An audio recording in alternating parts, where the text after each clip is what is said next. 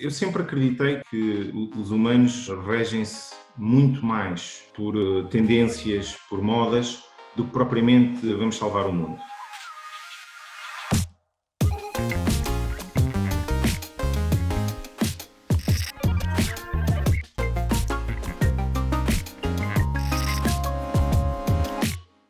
Olá, Luís Costa, é um prazer enorme ter aqui nesta entrevista. Tu representas a Get2C, que é uma empresa que atua na área das alterações climáticas, muito em voga agora neste nosso período de pandemia. Sabes que o número 8 nos norteia nestas conversas. Eu voltava à tua infância, quiçá aos teus 8 anos, para saber se já nessa altura querias ser engenheiro e se já eras conduzido por uma consciência ecológica. Bom, o 8 é o meu número da sorte. Sempre fui o 8 na escola, era o meu número na escola. E respondendo à tua pergunta, eu sempre quis fazer coisas reais. E mais tarde descobri que isso estava mais ligado à engenharia do que se calhar a outra profissão qualquer. Eu tive a sorte de ter um pai que estava muito ligado também a esta área da energia e da eletricidade e fomentou muito o meu interesse nesta área. Eu acredito que hoje em dia nós temos que atuar. Norteia-me um bocadinho a minha vida esta questão do fazer. Olha, diz-me uma coisa, como é que fazes a diferença nessa viagem em busca de um mundo mais sustentável com a empresa que fundaste há 20 anos, a Get2C? E já agora explica-me o significado desta marca. Bom, o nome, para quem está um bocadinho por dentro da área, é autoexplicativo.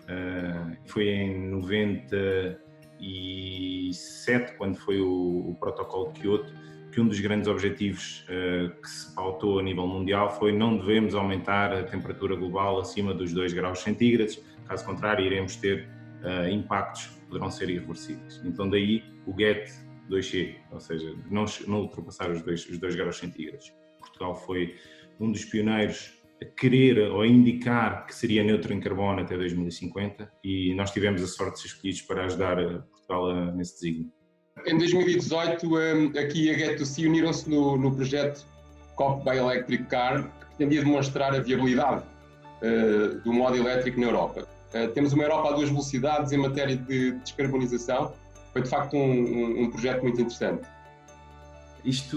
Nós temos uma vertente mais comercial, que é a Get2C, e depois temos uma vertente onde queremos influenciar o público em geral no que nós acreditamos que deve ser a visão do futuro. E aí entra o que nós chamamos o Cooler World. O Cooler World foi onde este projeto se inseriu. Tivemos a sorte daqui a querer partilhar esta experiência connosco e facultou-nos uma viatura que, pela minha experiência, e fui eu que conduzia o carro, foi realmente espetacular. O que eu senti nessa viagem é que a tecnologia pode ajudar, e em particular a tecnologia automóvel, pode ajudar de uma forma muito significativa a nossa luta contra as alterações climáticas. E o que nós sentimos é que, por toda a Europa, esta questão da tecnologia que tem que estar agarrada aos carros elétricos estava já bastante implementada, ou começava a haver passos largos nas cidades, mas os intercidades não estavam ainda preparados para receber estes carros que precisam de abastecimentos rápidos ao longo destes trechos.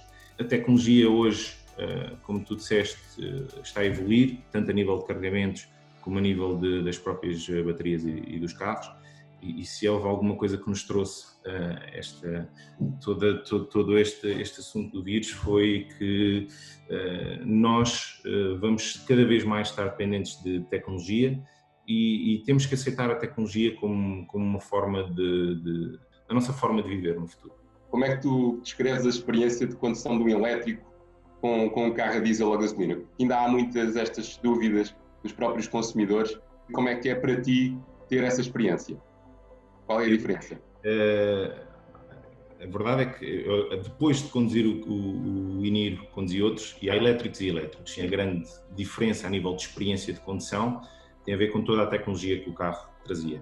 A questão do piloto automático, a questão de como é que ele se comporta a nível no tráfego, tudo, mesmo parte de previsão, de autonomias, de ajuda ao condutor, e isso é incomparável a nível de qualquer outro carro que eu já tenha conduzido. E lá está, foi o que eu disse há bocadinho, deu-me uma sensação do que vem aí, do que vai ser o futuro. Como é que tu vês essa evolução, ou seja, desta opção de energia na mobilidade dos consumidores? Como é que vês essa evolução? Eu acho que vai fazer parte da solução, acho que não vai haver uma solução, vai haver uma plenitude de soluções, entre as quais a redução da necessidade, que foi, lá está, outra coisa boa que nos trouxe a questão do vírus, foi nós percebemos que se calhar não temos que nos deslocar assim tanto para ter a mesma produtividade e para ter o mesmo benefício que tínhamos anteriormente. Por isso eu diria que os carros elétricos vão fazer parte da solução, mas não serão, deixará de haver um modo único de deslocação como houve no século passado. O que estás a dizer leva-me à próxima pergunta.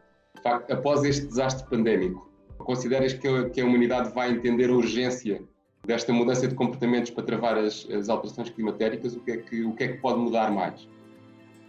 Eu sempre acreditei que os humanos regem-se muito mais pelo seu conforto, por tendências, por modas, do que propriamente vamos salvar o mundo. Nós só vamos salvar o mundo quando, como por exemplo aconteceu agora, nós percebemos que amanhã podemos estar todos extintos. E aí sim somos ótimos em encontrar soluções. Eu diria que esta questão do teletrabalho, das reuniões por videoconferência, vão ser a grande mudança e vai ser disruptivo, porque isto eu acredito que isto está tudo ligado. Os negócios que estavam baseados nesta questão da pessoa ter que estar fora para trabalhar, esses negócios vão sofrer muito. Todos aqueles que se aperceberem rapidamente como é que vai ser a nova dinâmica e aproveitarem essa nova dinâmica, têm uma oportunidade enorme para poder vingar neste novo mundo. Luís, como é que tu encaras os fenómenos ou movimentos, como quisermos chamar, como o da Greta Thunberg? Eu acho que são importantes, é assim, nós, como eu disse, o Cooler World também visa chegar ao público em geral, é importante chegar ao público em geral, sensibilizar, mas isso é um trabalho de longo prazo. É um trabalho que demora, é um trabalho que, apesar de fazer sentido, custa muito chegar a resultados visíveis.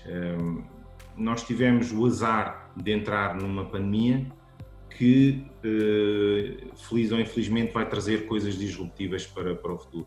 Luís, o que é que vais fazer agora que podes circular livremente? Olha, uma das coisas que eu senti é que, e isto teve a ver com toda esta questão da aviação e tudo mais, que eu não preciso de ir para muito longe neste momento para desfrutar. Eu tenho tantas coisas aqui no nosso país e aqui ao lado, em Espanha. As próximas saídas vão ser com certeza aqui bem mais perto da cidade onde eu vivo. Nós agora, com tanto tempo confinados, damos muito mais valor às coisas simples.